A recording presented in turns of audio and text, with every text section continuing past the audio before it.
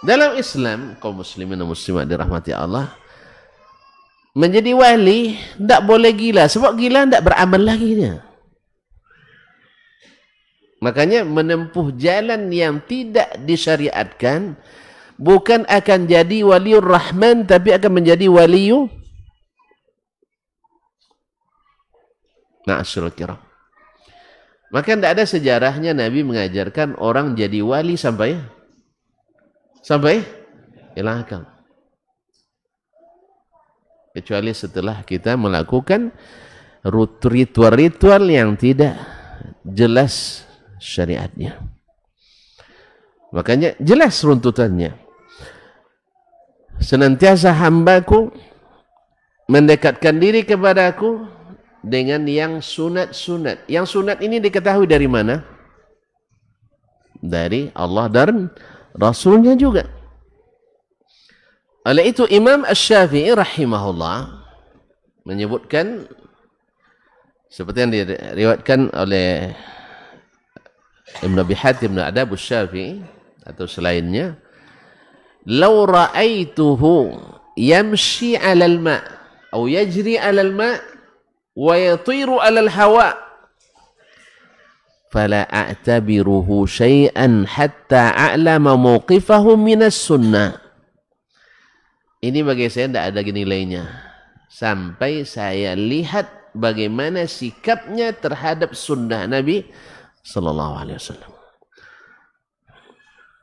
Karena kaum muslimin dan muslimat yang dirahmati Allah, wali Allah itu adalah yang mengamalkan perintah, meninggalkan larangan, bukan mengamalkan yang tak diperintah dan melewati larangan-larangan.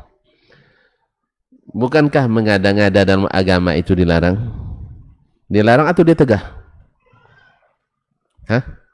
Mengada-ngada dalam agama dilarang atau ditegah? Kok bingung tuh jawabnya?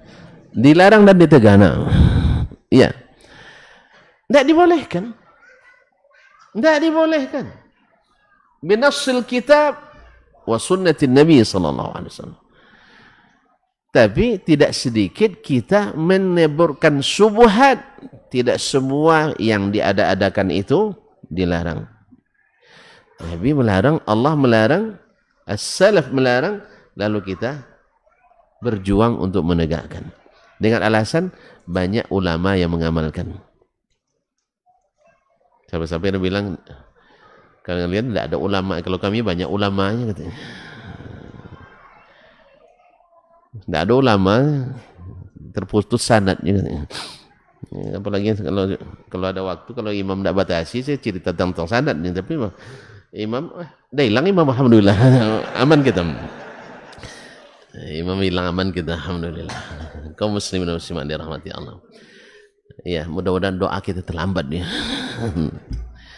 Kaum muslimin dan muslimat dirahmati Allah. Jadi Imam Syafi'i mengatakan itu tak ada. Tidak bernilai. Kejadian-kejadian aneh itu tidak semuanya karamah. Karena tukang sihir juga bisa melakukan kejadian aneh. Dukun-dukun bisa membuat yang aneh-aneh. Yang menentukan mana walius syaitan, mana wali rahman adalah allazina amanu wa kanu yattaqun. Ma taqarraba ilayya 'abdi ahabba ilayya mimma aftaratuhu alayhi wa la yazalu 'abdi yataqarrabu ilayya bin nawafil hatta uhibbah. Saya aku cintai. Nah, imam kita Syafi'i rahimahullah, enggak, itu bukan wali. Datang rupanya. Ini mohon maaf imam. Kami tadi menggunjing. Dia maafkan kan? Ah, iyalah, kalau enggak apa? Ya. Kan dimaafkan? Alhamdulillah. Kalau dimaafkan boleh lebih dulu. Kaum muslimin. Jadi enggak dianggap apa-apa, itu bukan wali.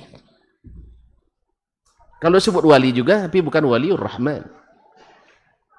Imam Abdul Qadir Al-Jinani rahimahullah ini seorang alim sunni, tapi banyak dinisbatkan kepadanya kejadian-kejadian aneh. Ada yang benar, ada yang tidak.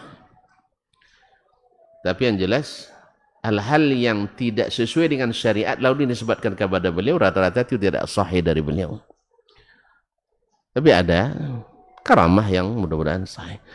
Di antaranya sebutkan oleh Imam Az-Zahabi rahimahullah dan juga Syekhul Islam Taimiyah, pernah beliau satu malam berjalan sendirian di padang Sahara. Tiba-tiba turun dari atas cahaya. Cahaya. Dan berhenti di depannya. Dari balik cahaya ada yang berbicara. Ya Abdul Qadir. Wahai Abdul Qadir. Inni istafaituka fastami' lima yuha. Saya telah memilihmu, dengarkan apa yang akan diwahyukan. Mirip pula dengan Al-Quran kan? Nah, fastami' lima yuha. Dengarkan apa yang diwahyukan. Subhanallah. Karena Imam Abdul Qadir Al-Jilani berilmu, tidak mudah ditipu. Karena dia berilmu, maka syaitan itu kata Nabi lebih takut ke orang alim satu orang daripada 1000 ahli ibadah. Syaitan dari golongan manapun, baik golongan jin maupun manusia. Ahli ibadah berkumpul jutaan, syaitan tidak takut. Baik syaitan manusia maupun syaitan jin. Tapi kalau seorang alim yang istiqamah, satu saja cukup, goncang dunia dibuatnya. Buktinya Rasulullah SAW ribut seluruh Arab waktu itu. Untung tidak ada medsos waktu itu. Kalau sempat ada medsos, azab Nabi kena bully. Iya. Mungkin kalau Nabi hadir hari ini menjelaskan kepada kita, pasti bilang dia depan Nabi ngangguk-ngangguk, setelah itu, enggak itu maksud Nabi itu tadi katanya. Kan banyak kita hari ini. Hadisnya jelas. Hadisnya tegas. Tentang Rabbnya seperti apa. Iya kan? Tapi katanya tidak itu maksud Nabi. Padahal dihumpulkan seluruh hadis tentang itu sama seperti itu artinya. Lalu mencari tafsir kepada ulama-ulama yang belakangan. Seolah-olah tafsir Nabi belum jelas. Padahal Nabi itu afsahul Arab. Nabi itu paling fasih berbahasa Arab. Kalau paling fasih pasti gerakannya paling ya ikhwan, paling jelas. Kalau saya dianggap paling bagus bahasa Indonesia, pasti tuan-tuan lebih cepat ngerti. Tapi nampaknya belum ada yang ngangguknya dalam ini. Nah, jadi mungkin belum paham tepat saya teruskan Pak Imam. Nah, sebab anggukannya belum dalam. Nah, kaum muslimin dan muslimat dirahmati Allah SWT. Apa kata Syekh Abdul Qadir? Karena dia berilmu. Kadzabta ya adu Allah, katanya. Kamu dusta wahai musuh Allah. Tahu dia itu bukan Allah. Sebab apa? Wa ma kana li basharin ayyukallimahu Allah illa wahya. Tidak akan ada seorang hamba Allah langsung berbicara kepadanya. Itu khusus untuk Nabi Musa alaihissalam. Nanti tiba-tiba langsung aja bicara sama Nabi Abdul Qadir. Ada Nabi Abdul Qadir? Tidak ada. Kemudian dia juga tahu, karena beliau juga seorang ahli tafsir, ahli sunnah. Apa kata? Dia juga tahu bahwa tidak ada Nabi setelah Nabi Muhammad SAW dan seterusnya. Maka tahulah dia itu adalah musuh Allah. Musuh Allah. Melihat itu syaitan yang sudah ketahuan, dia bilang, laqad adlaltu katsiran minal masyayikh bihadhihi tariqah. Abdul Qadir, dah banyak syekh yang saya sesatkan dengan cara seperti ini. Syekh yang mana? Syekh yang tidak berilmu. Yang kadang-kadang mengandalkan ilmu lah ilmu ladeni. Ada nuntut ilmu, tiba-tiba dapat ilmu laduni. Ini Dr. Hidayatullah 15 tahun sampai dokter, dia sampai sekarang belum dapat ilmu laduni itu.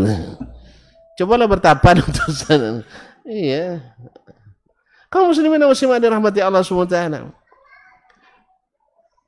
Tidak pernah berduduk di majelis ilmu, tiba-tiba jadi dapat ilmu laduni. Baca Quran tidak fasih, tiba-tiba jadi dapat ilmu laduni. Salatnya jarang ke masjid, dapat ilmu laduni. Nasallallahu alaihi wasallam. Kaum muslimin dan muslimat dirahmati Allah. Maka syaitan bilang, sudah saya banyak sesatkan syekh dengan jarak seperti ini. Ma'asyiral kiram. Karena waktu sudah, imam sudah mulai mandang-mandang. Saya kira dengan penjelasan itu sudah jelas mana waliur rahman, mana wali asyaitan. Waliur rahman yang menegakkan Al-Quran dan sunnah Nabi SAW dengan baik dan konsekuen. Tapi kalau seandainya ada kejadian-kejadian aneh di tangan orang-orang yang tidak menerapkan Al-Quran dan Sunnah, maka ini diragukan. Karena tidak mungkin Allah memberikan karamah kecuali dengan ketaatan kepadanya. Karena tidak semua kejadian aneh itu tanda bahwa itu karamah tadilah. Besok Dajjal alaihi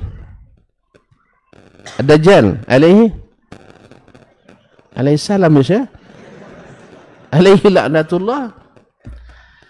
Subhanallah, banyak kita nanti akan tertipu olehnya. Kalau bahasa Padang tak kicuh di nantarang.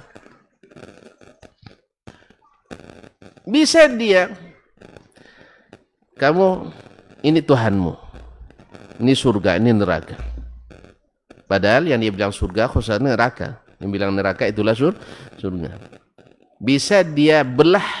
Ada seorang pemuda yang tak mau percaya kepadanya. Dia belahnya, dia lewat di antara dua belahan itu, tubuh itu kemudian dia tautkan dan hidup kembali. Tidak juga kamu percaya katanya. Dia bilang, semakin yakin saya Anda pendusta. Karena apa? Orang beriman akan melihat di keningnya kafir. Orang berilmu dan beriman akan tahu dari cara berbicara seseorang, karena dengan iman kemana arah pembicaraannya, apa yang tidak diketahui oleh orang sebelumnya. Oleh itu kaum muslimin dan muslimat dirahmati Allah, kalau sifatnya kebatilan itu banyak, sifatnya walius syaitan itu banyak, tapi sifat waliur rahman sedikit hafalkan, sedikit tahu, kita membedakan mana yang bukan waliur rahman, wali Allah SWT.